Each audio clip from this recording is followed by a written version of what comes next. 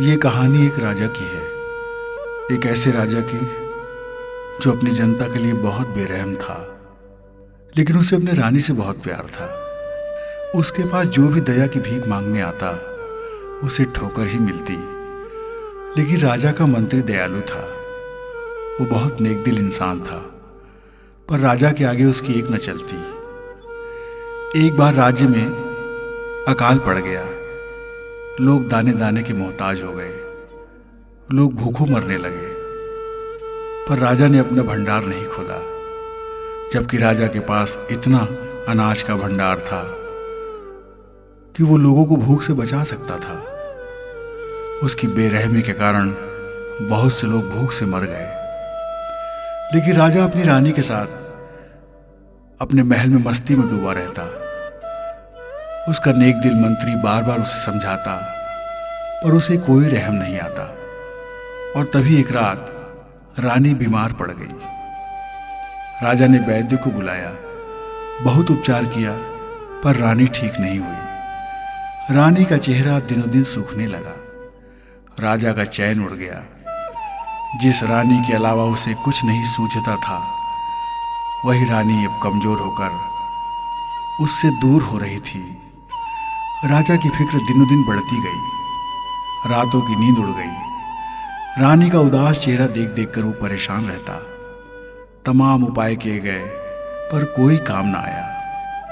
तभी राज्य के बाहर एक फकीर आया। राजा ने उससे दया की भीख मांगी और कोई उपचार करने को कहा। फकीर जान गया कि राजा निहायत मतलबी और बेरहम था, जिसके कारण उसकी आवाम भूखों मर रही थी। उसने राजा को सही रास्ते पर लाने की ठानी। उसने कहा कि राजा, रानी ठीक हो सकती है, पर उसके लिए समुंदर की 1000 फुट गहराई में छिपे एक खास तरह के मोती को निकालकर उसे रानी को पहनाना होगा। राजा ने ऐलान कर दिया कि जो कोई उस अनमोल मोती को निकाल कर लाएगा, राजा उसे इनाम देगा। मोती निकालने के लिए बहुत से लोग समुंदर की गहराई में गोता लगाने लगे। इस बीच फकीर ने राजा से कहा कि राजन, जब तक मोती नहीं मिलता, तुम्हें रोज किसी एक के घर में जाकर वहां से पानी मांगकर लाना होगा और उसे रानी को पिलाना होगा। राजा रोज अपने राज्य के किसी आम आदमी के घर जाता, उनसे पानी मांगता और रानी को पिलाता। इधर मोती की तलाश जारी थी। रोज आम आदमी के घर जाने से राजा ने उनकी तकलीफें अपनी आंखों से देखी। कितने संघर्ष में वो जी रहे थे, कितना कष्ट था उन्हें, कितना अभाव है। और वो रानी के साथ सारे ऐशो आराम के साथ जिंदगी जी रहा था। राजा को बहुत ग्लानि हुई। वो पश्चाताप में डूब गया। उसने मंत्री को बुलाकर कहा कि जनता के सारे टैक्स माफ किए जाएं और अनाज के भंडार से सभी को अनाज तब तक मुफ्त दिया जाए जब तक अच्छी बारिश और फसल नहीं होती। राजा के इस ऐलान से जनता को बहुत राहत मिली। लोग राजा की दयालुता की चर्चा करने लगे और इधर रानी के चेहरे पर रौनक आने लगी। उसका सूखा चेहरा, मुरझाया चेहरा खिलने लगा।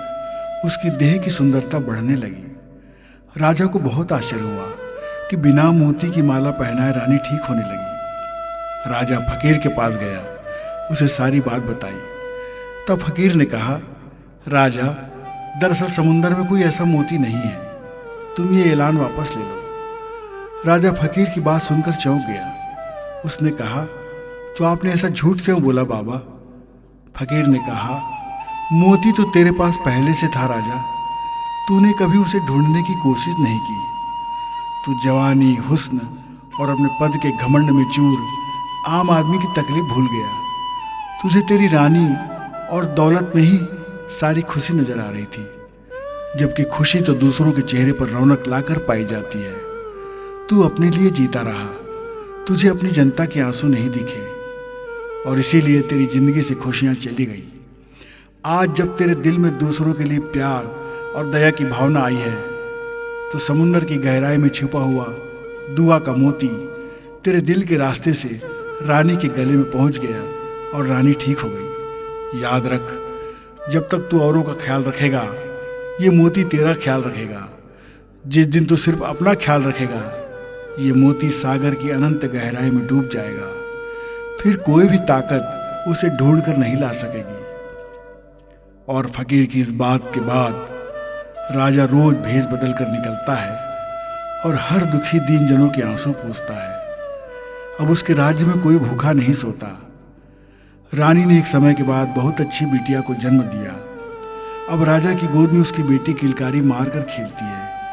राजा की खुशी दुगनी हो गई और उस राजा की जनता भी अमन चैन से रहने लगी।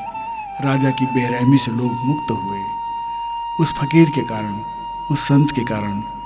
ऐसे संतों को बार बार प्रणाम।